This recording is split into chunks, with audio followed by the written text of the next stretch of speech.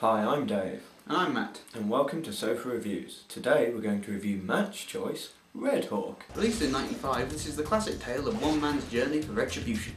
Long ago in ancient times, the land of Changwon languished in a state of chaos and turmoil. So why are they burning this village? Because they're the bad guys, of course. So, who are these people? They're the five dragons. They're the ones who are responsible for all this chaos sweeping the land. Your brother is a fool, Mukyang. It was very stupid of him to double-cross me. Such betrayal can never be pardoned. Who's his brother? You can ask questions all the way through this movie. No, I'm sure my despair will soon drown out my curiosity. Wait, 3 years later? Yeah, we cut to a town which is much better now that Red Hawk's about.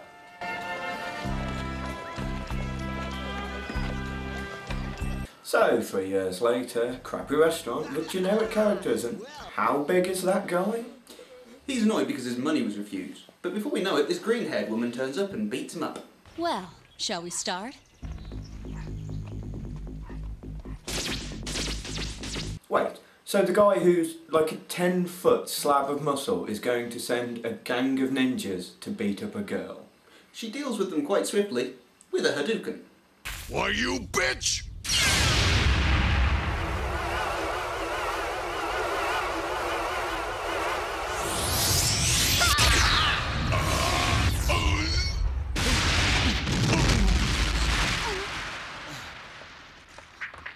Help me, someone! Oh my God, get him out! Grab his arms! It's a boy! So after they've cleaned up, it turns out that the waitress's father has been found by a river, dead. Now look at your dead father. It turns out that her father was a craftsman, and coincidentally the green-haired woman is investigating deaths of craftsmen in the area. And what, this is going to be the tenuous link that somehow gets the whole gang on a journey? Please take me with you. So the four set off to see if they can find Red Hawk. The four interesting characters are Green, Waitress, obviously the hero in disguise, and Sidekick. So they decide to set up camp and start to go swimming. Come on, Slowpoke, race you to the shore.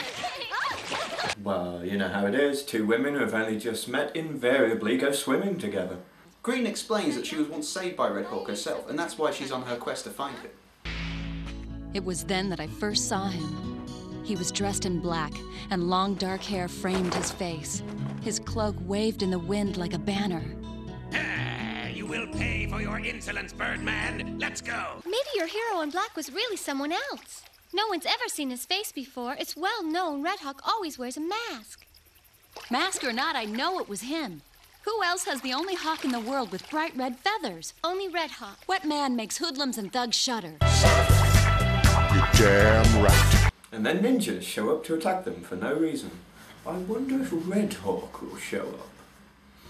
So Red Hawk shows up, and we get our first major fight scene with the hero. After some bizarre dialogue, of course. You inflict pain on those who are vulnerable. I will inflict punishment on those who are evil in the name of heaven.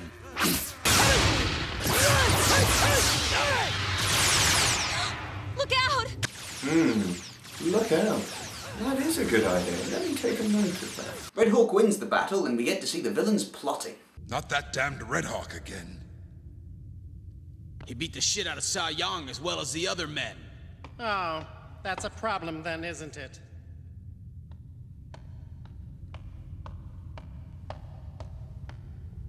Red Hawk, eh? Oh God, it's a gay Joker.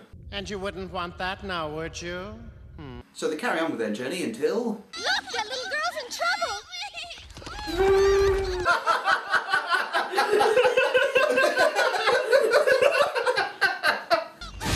Gotcha!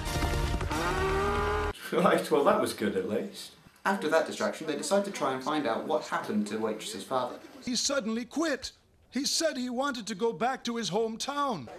Well, I don't think we can do much more today. Why don't we all get some rest? Wow, Ninja's actually being kind of stealthy. Let's see how it pans out for them. They capture Green and let slip that they're using the Waitress as bait to lure out Red Hawk. A lure? Or maybe take a step to the side. So Green decides to jump off a cliff as Red Hawk decides to finally save her.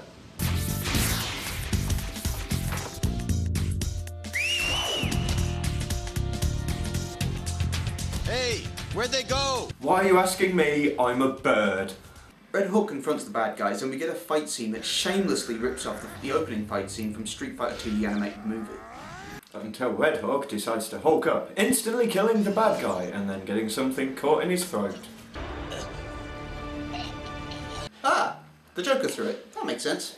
He went out of his way to catch it in his mouth. Nothing about this makes sense. The Joker throws Red Hawk over a cliff and we get to hear the bad guy's plan. Everywhere throughout the country of Chongwon, turmoil spreads. The currency we circulate is no longer trustworthy. Chongwon's monetary system will crumble, plunging the land into chaos. This will surely degrade the Emperor's credibility and prestige, my lord. And then soon we'll take control as the ruling power of Chongwon and get rid of that royal pain in the ass. Is that correct? Yes. You know, that's actually quite a decent plan, especially for such a stupid film. And now this guy turns up and he saves Red Hawk, although we never see him again. So what, he's going to teach Red Hawk how to conquer his gag reflex?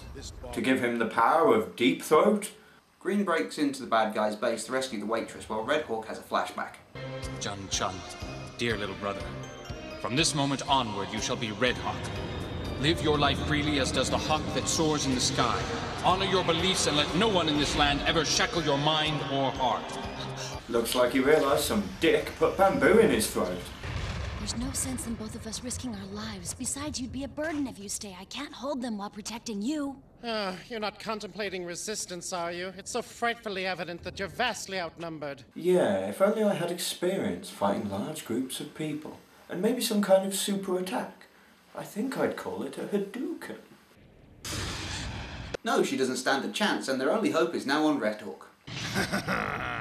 This time I'll make sure that you're killed.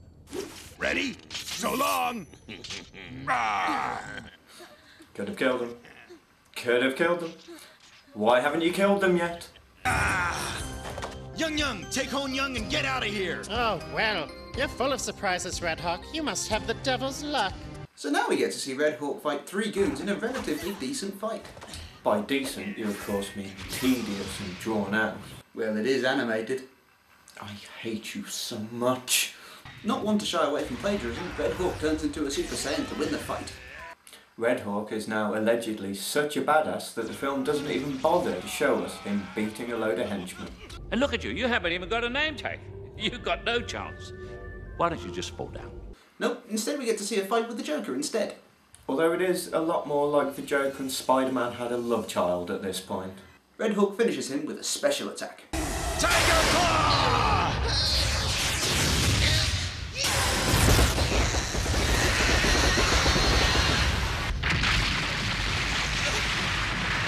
Surely it's almost over now. Is it possible? First, Red Hawk has to fight his brother. Your brother was forced to drink Ma Young Shindan, which turned him into a maniacal murderer. So the Joker collects his pension in the form of arrows, and hopefully Red Hawk will now finally do something rather than whittering on about how evil the bad guy is. You prick! Red Hawk gets attacked by his brother but is unable to fight back.